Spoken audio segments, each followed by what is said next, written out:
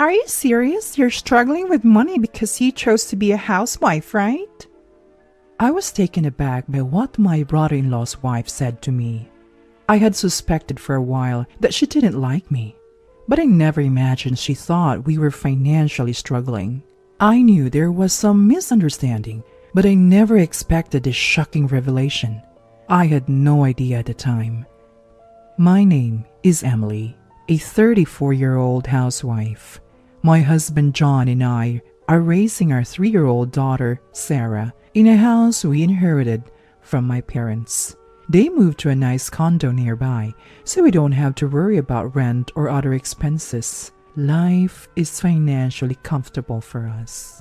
The only issue is my brother-in-law, Kevin. He lives nearby and often drops by, usually drunk, wanting to take John out for drinks, which annoys me. He's not satisfied drinking alone after happy hours with co-workers and friends, but I wish he wouldn't drag John into it. Kevin loves to drink, and when he's not at happy hour, he drinks at home, much to his wife Jennifer's dismay.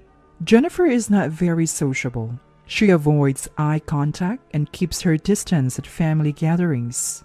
It would be nice if someone like my mother-in-law could mediate, but she passed away 3 years ago. And my father-in-law, Daniel, is not the type to take charge. The other relatives don't want to step up because Daniel is the eldest, so his sister Elizabeth usually takes charge. Elizabeth is proudly single and was once considered the odd one out in the family. I admire her and follow her lead at family gatherings. Jennifer seems to trust Elizabeth a bit, as she relaxes around her and listens to her advice. But when I asked Jennifer, "Could you help me out here? Are you free?" she coldly replied, "I'm busy," making me feel disliked. Then one night, Kevin showed up drunk and started making noise through the doorbell, calling for John to come out and drink. I reluctantly let him in, reminding him to be quiet because Sarah was sleeping. In the past, his noise woke Sarah up, and I had to kick both him and John out. Since then, they've been quiet when drinking at home. So I joined them in the living room after confirming Sarah was asleep. That night, Kevin was bragging about Jennifer. She is reserved but listens to me. She's a good daughter-in-law. Curious about why Jennifer was cold to me, I asked Kevin, "Does Jennifer not like me? Did she say I did something?" No, she hasn't said anything. Oh, Jennifer has narrow eyes. You know, she said people sometimes mistake her for glaring. Maybe that's it. Kevin had a point. Jennifer does have narrow, feline-like eyes that make her look beautiful, but I felt it wasn't just her facial expression that made me think she didn't like me. I wanted to say that, but considering Kevin might tell Jennifer, I thought it best not to press the issue. "Maybe I misunderstood. Sorry about that, Kevin." Kevin grinned. No worries. Jennifer often gets misunderstood like that, so I feel like I have to protect her. Maybe it's better to think it was a misunderstanding. You can't get along with everyone, and sometimes even close relatives don't click.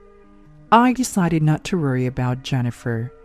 But then, on the next holiday, John and Kevin planned to go to a movie, and Jennifer and I were to join them. We left Sarah with my parents, so it felt like a break from parenting.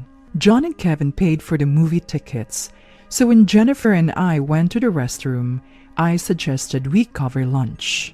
Lunch is cheaper than movie tickets. Don't you think that's fair? Jennifer frowned and glared at me. "Are you serious? You're a housewife because you're broke, right? And yet you're spending money on a day out? Do you even have the money to split the lunch bill?" I was stunned, not just by the amount she spoke, but also by her assumption that we were poor. It's true that John may not have a very high annual income, but he's not as worried about money as people say. Wait a minute, Jennifer.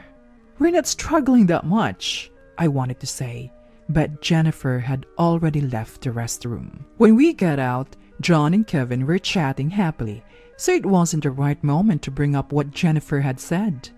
At lunch, when it was time to pay, I forcefully said, "We had the guys pay earlier, so Jennifer and I decided to split this one." Jennifer gave me a dark look, but I made her nod in agreement and paid my half. It seemed like she had planned to pay for all four of us, making me wonder just how broke she thought we were. When we got home, I consulted John. "Do you know why Jennifer thinks we're poor?" What? How did that even come up? I recounted a restroom conversation to John, who looked puzzled. I wonder why she thinks that. I make an average salary and you have rental income that we are saving. Why would she think we're broke? "But we're saving that money for Sarah's future just in case she wants to become a doctor or something. Don't count on it." John laughed. Oh, you're such a worrier. You brought property to get rental income because you were worried about not having a pension. Now you're worried about Sarah's tuition? Well, I can't help but worry. I've always been a worrier. I remember showing up an hour early for a job interview only to get scolded by the interviewer. John always tells me not to worry so much, that things will work out, but I can't help it. It's just how I am.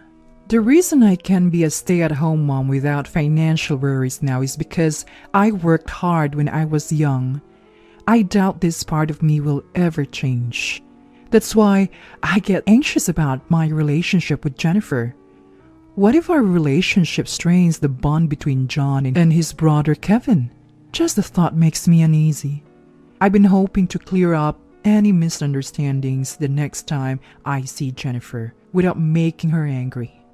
Then a few days later in the evening, as Sarah was watching a kids' show, I decided to start making dinner. Suddenly, the doorbell rang. I checked the monitor and saw Jennifer. I was surprised. Kevin visits often, but Jennifer had never come by herself before. "Jennifer, I'll open the door now." I welcomed Jennifer in, offered her a seat on the sofa, and served her some coffee. She looked around the room and said, "You live in a pretty nice house, huh?" with a displeased look on her face.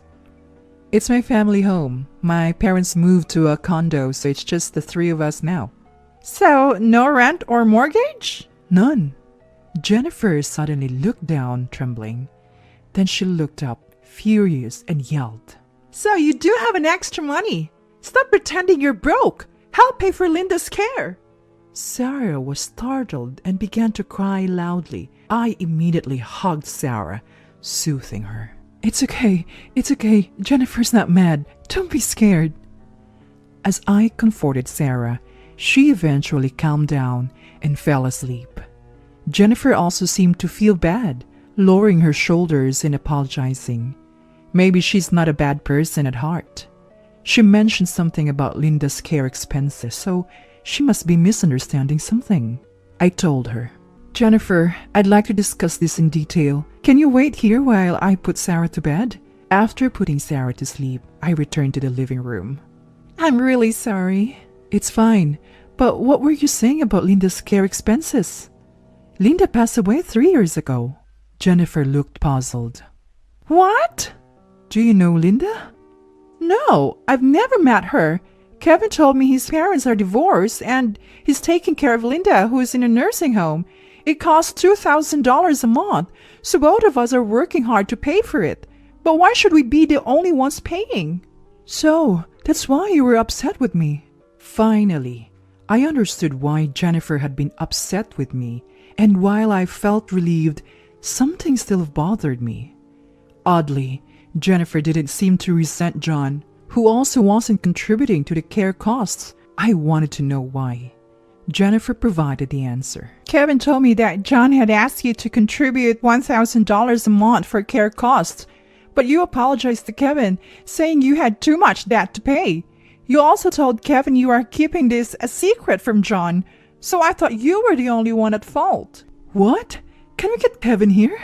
And Daniel too? I'll tell John to come home early." This couldn't be left unaddressed. I immediately contacted Daniel, John, and Kevin to gather everyone. Before they arrived, I dropped Sarah off at my parents' house. John came home without working overtime, and Daniel showed up looking concerned. When Kevin finally arrived, I confronted him. Kevin, Jennifer told me you've been claiming Linda is alive and that you're paying $2,000 a month for her care? Where is that money going? Kevin turned pale and started sweating, visibly shaken. John and Daniel looked at Kevin in disbelief, but he remained silent. Jennifer told me that John had asked me to pay $1,000 to you, Kevin, and that I couldn't because I had debts which I was keeping a secret from John. What's going on? John finally spoke up. What are you talking about? Emily doesn't have any debt. She's more financially savvy than anyone and even has income from real estate. Kevin, what's this about mom's care costs? Finally, Kevin began to confess. I'm sorry. Before proposing, I found out Jennifer made more money than me. I thought about how to shift some of that money to me. Jennifer's expression changed instantly, her face turning to one of fury. Kevin, now terrified, continued. So I made up that mom was alive and needed care costs. I thought if I claimed to contribute $1,000 and got Jennifer to pay the other half, our take-home pay would be about the same. Daniel finally spoke. I see. Whenever I brought up Linda, Kevin would change the subject. I thought he was still grieving. To use Linda's memory to scam people out of money. I didn't raise you to be this kind of person. Daniel rarely speaks at family gatherings, so hearing him talk this much was unusual. He must be really upset. Kevin stood up, visibly frustrated. This is ridiculous. I work the same hours as Jennifer, and our jobs aren't that different. In fact, her company is lower ranked than mine. She's even 2 years younger than me. Why is there a $1,000 difference in our monthly salaries? She's a woman. She should just keep quiet. That's when Jennifer exploded. What? Do you know how hard I work as a student? I was top of my class and student council president since middle school. I studied day and night to get into a top university. Didn't you say you didn't care about college exams? I have what I have now because I worked for it. Don't be jealous. Jennifer took a deep breath, having said her piece. I also had something to say to Kevin. Using a non-existent care cost for Linda, who isn't even alive? What kind of person does that? Didn't you think this would come out eventually? Kevin was at a loss for words, so I turned my attention to Jennifer. Don't you think something was off, Jennifer? Neither John nor Kevin ever talked about Linda or visited her in a nursing home. Your anger is justified. Kevin did something unforgivable. But I wish you'd question things instead of taking his words against me. Jennifer apologized. You're right, Emily. I'm really sorry for the inconvenience. It's okay. You're a victim too. I hope we can get along better from now on. I smiled and Jennifer returned it, seeming relieved. Then Daniel spoke, his eyes sternly fixed on Kevin. Kevin, what you did is unforgivable. It's fraud. A criminal act. Sadly, marital income is shared property, so we can't legally punish you.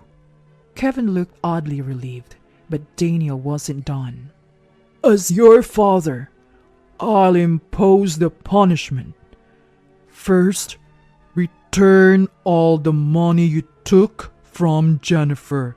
Then, meet all her requests as much as possible. Jennifer, if he refuses, tell me. Kevin turned pale again, casting a pleading look at Jennifer. Jennifer thanked Daniel and then glared at Kevin. I'll think about what to do. Be prepared. Kevin was tearfully apologizing to Jennifer. Maybe he realized the path his life was taking. Later, I heard Kevin had to borrow money to pay Jennifer back, even after emptying his savings. The money he'd taken was mostly spent on drinking. Jennifer filed for divorce, leaving Kevin financially ruined and even canceling the lease on their apartment. Kevin sought help from John, who couldn't defend him this time and turned his back on him. Then he turned to Daniel, who advised him to go to Elizabeth. Elizabeth, living alone in a modest apartment, moved to a place they should share. But she took over managing his salary, banned happy hours and drinking, and warned him she'd kick him out if he broke the rules. Kevin now obediently does household chores as told. Since then, peace has returned to our lives. It's really quiet without Kevin around. John seems a bit lonely, but when Sarah talks to him, he looks happy.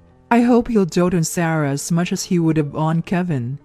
As for me, I've reconciled with Jennifer, and we occasionally go out together. We surprisingly have a lot in common and enjoy our time. I want to cherish these peaceful days from now on.